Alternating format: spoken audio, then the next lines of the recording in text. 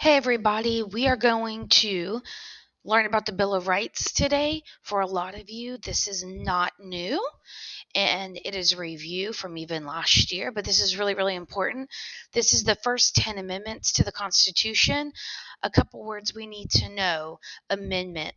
Amendment means to add. Okay. And so this was what the Anti Federalists demanded if they were going to agree with this new Constitution. So let me make this clear. This is a document that was added later, but it is a part of the Constitution. Where do you find the Bill of Rights? The Constitution. Where do you find the Bill of Rights? The Constitution. I'm going to ask you, you're going to answer. Where do you find the Bill of Rights?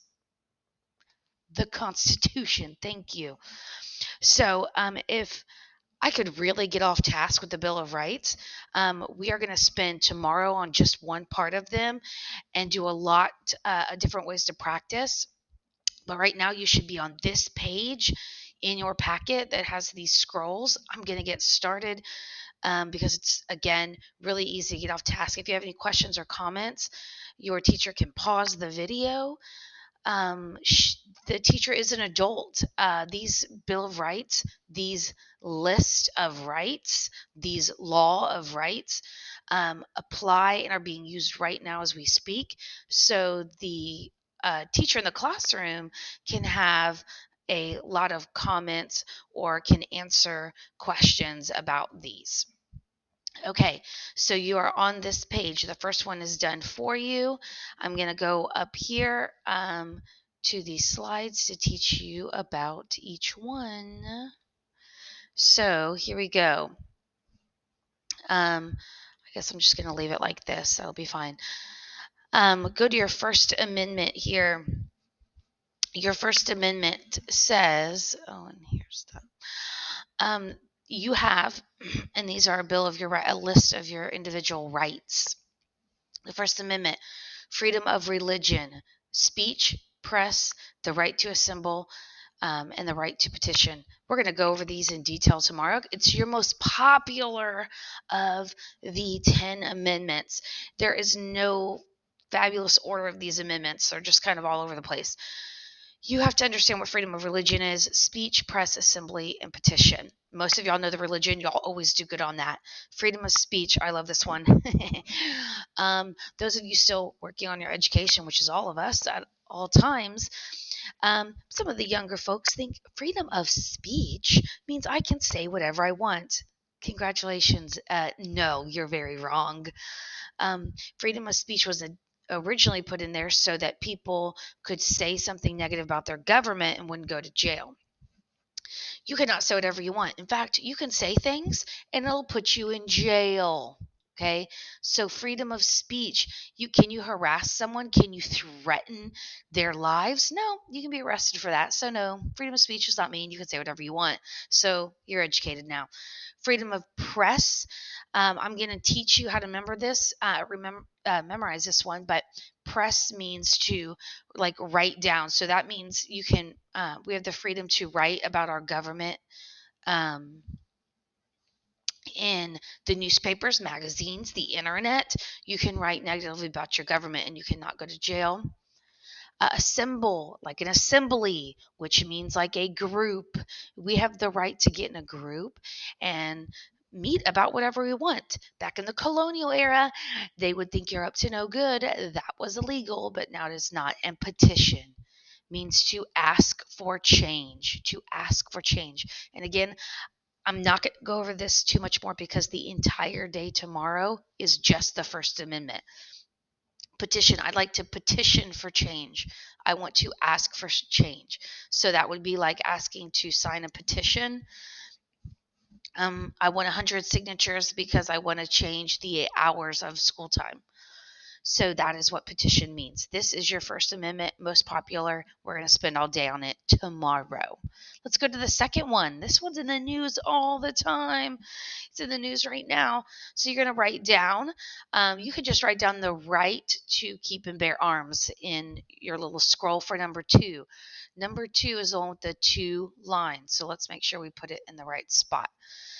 So this was written definitely during from the colonial era, that They wanted the right to be able, in case their government went crazy on them, which in the colonial era the British government parliament did. They wanted the right to have arms. Arms means weapons. Okay.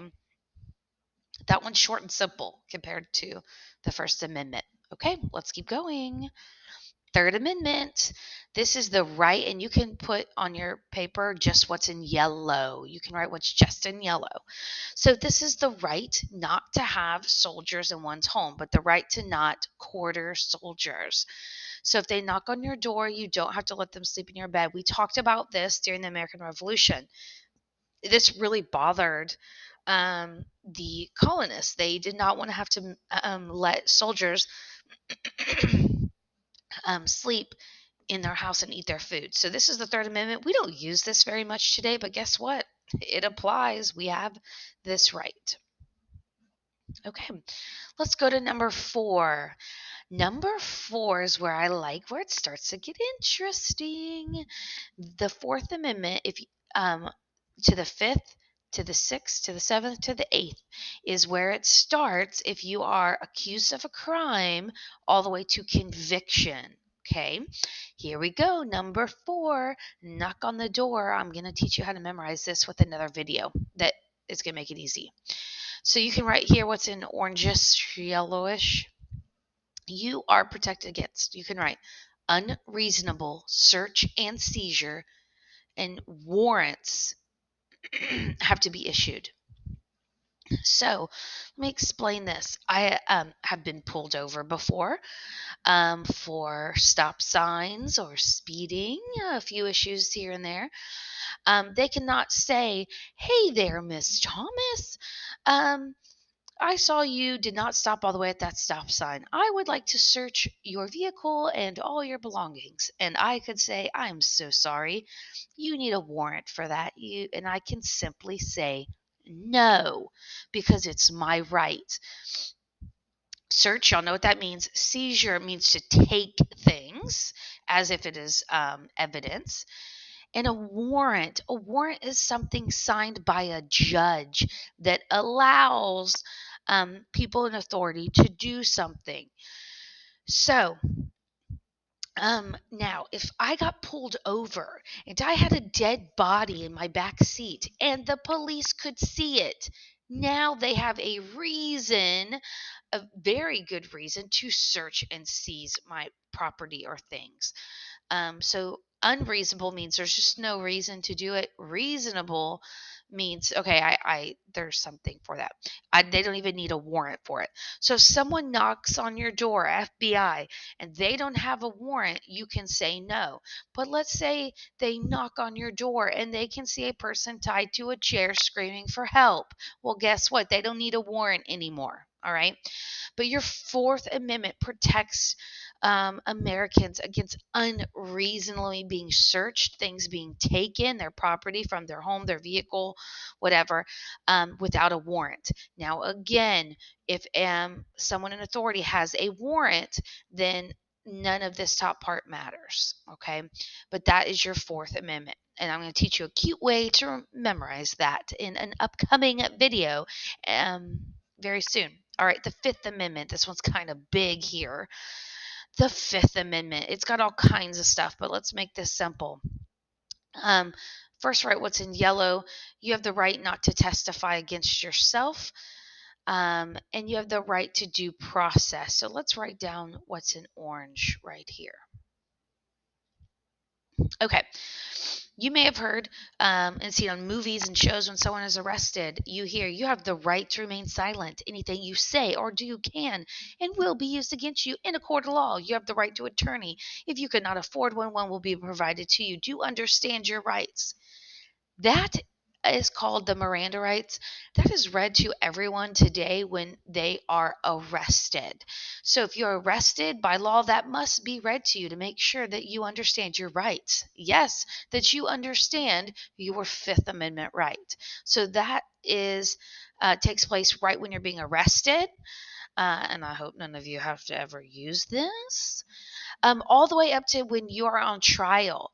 So if you are on trial for, let's say, Grand Theft Auto, at no time, because of the Fifth Amendment, do you ever have to get on the stands and testify or say anything about yourself. That is your right. And you will see, if you've seen movies or you have seen TV shows, that they can sit there and never be on trial for murder and never once have to get on the stand. That is your Fifth Amendment right. You don't have to testify against yourself. Got a cute way for you to memorize this one. Please don't ever confuse it with the Fourth Amendment, because that's what students do. Don't let it be you. Due process means this is the process that you are due be, because you've been arrested and not convicted, or accused of a crime. Okay? So, due process. And I'll explain more of this. Let's just get the basics today. Your Sixth Amendment. Here we go. You have the right to a speedy trial with jury. So just write what's in yellow on the Sixth Amendment scroll. Okay, so you're arrested for Grand Theft Auto. They cannot say, "All right, we're putting you in jail until your trial, and your trial is going to be in 8 years." But if you really didn't steal those cars, then why should you have to wait 8 years for a trial? See, these are things that happen to the colonists. So this is why we have these rights, to make sure these bad things that happened could not happen again. So speedy trial, it has to happen as fast as possible. You've been accused of a crime, you're ready to prove your innocence, or ready just to take what you're going to get. You want it to happen quickly. And here's the other part: with a jury. Now, all of you, when you're 18, you're going to start to receive a letter in the mail that says you have jury duty. I have never had to go. So if the teacher in the room wants to pause a video and explain that how they've gone to jury duty, they could do that. I've never experienced it because I get to check some boxes. If you are a full-time student, you don't have to go to jury duty. If you have a child under 5, you don't have to go to jury duty. I've always had a box I've been able to check. If you have Miss Grissom last year, she went to jury duty and then missed 3 weeks of school because she was chosen. If someone murdered somebody, if someone did something really bad and they go on trial, all the people who decide if they're guilty or innocent are regular people, like teachers and plumbers and stay-at-home moms and accountants. Those people actually look at if it's a murder trial, regular people, if you are chosen to be on the jury, you have to look at the photos of someone who was murdered. You have to look at all the evidence. Those are regular people. And you yourself sitting in this class, when you're 18, you will have to go to jury duty in whatever county that you live in. And sometimes you can be chosen to be and have to go through a trial. So I've actually never had to go to jury duty or been chosen, but there are adults here on campus that have. So you can ask them their experience. I don't have that experience yet. And I am, well, I'm not that old, but most adults by this time, they're my age, have. So speedy trial jury, it has to be a fast, and you have to be guaranteed a jury, not just a judge deciding. So I'm going to teach you a cute way to remember your Sixth Amendment. Seventh Amendment, I am not going to have you memorize this. You're going to be crossing it out. But you have a right to a jury trial in civil suits. So think kind of like even Judge Judy, that you would have the right to a jury. This is when maybe you sue someone else. It's not a criminal trial.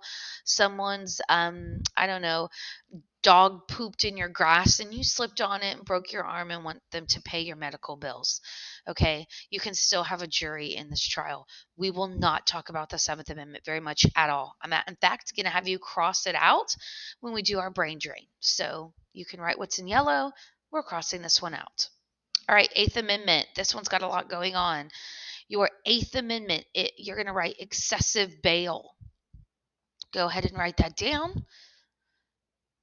And then write down cruel and unusual punishment in the Eighth Amendment scroll. Okay, two parts to this. Excessive means a lot. Bail.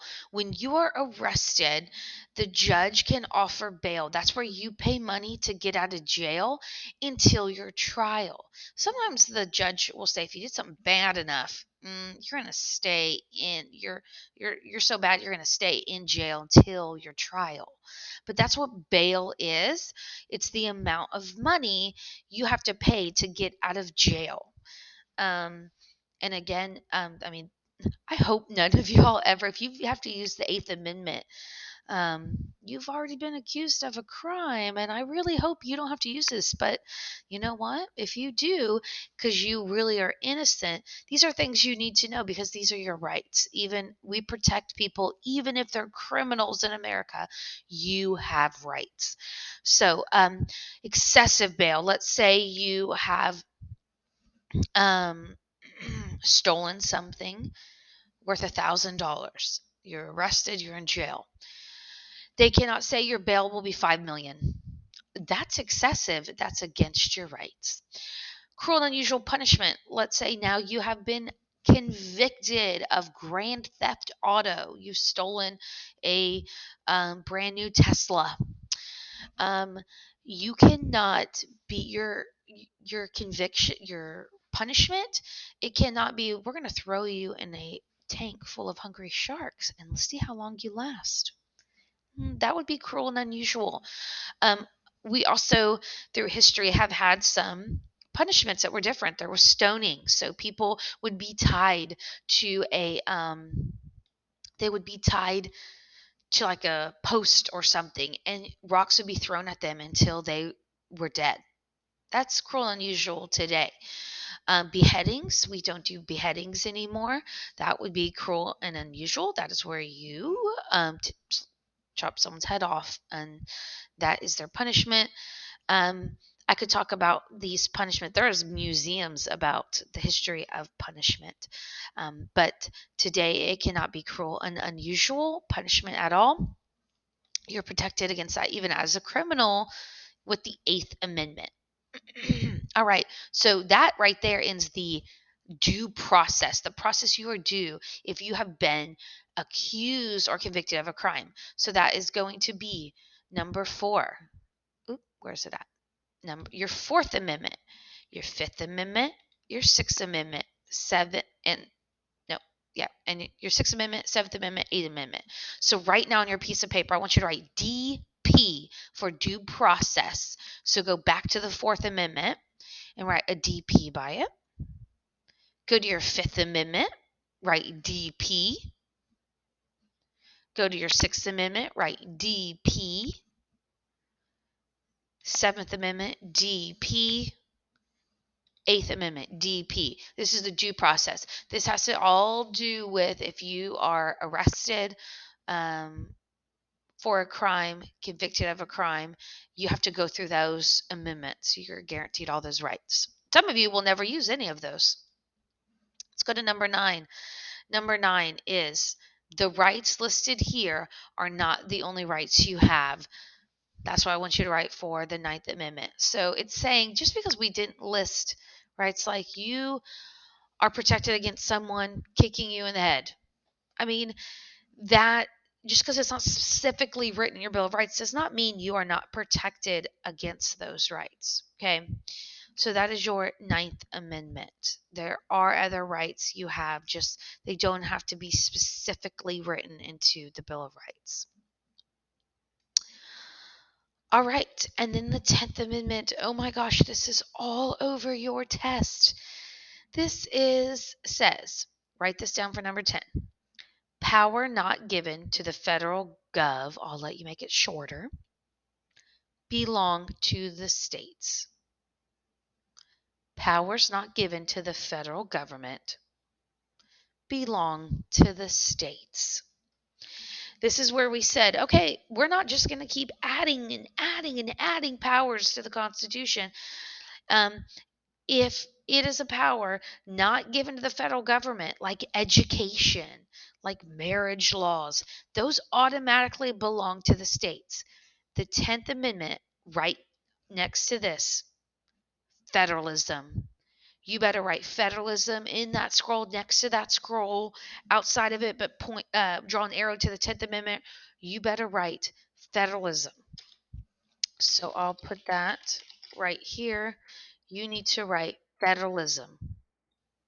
Federalism is powers between the federal government and the states. Geez, federalism isn't going away. In fact, the 10th Amendment, you're tested all the time, um, with 10th Amendment and federalism connected together, because we know federalism is talking about the powers of the federal government in the states. Well, that's what the 10th Amendment is talking about. So it all goes together. Gosh, we still fight about the 10th Amendment today, which is federalism. It's all tied together. Okay. So remember that. All right. That is all for right now of the basics of the Bill of Rights. But guess what? I have a video you're going to watch. It's going to help you memorize this part of the Constitution, because, yes, you have to have it memorized. Memorization is the easy part, but make sure you are here for the next lesson on the First Amendment, because it's tested so much. And make sure you watch the video of the hand signals that are going to make it so easy for you to memorize your Bill of Rights.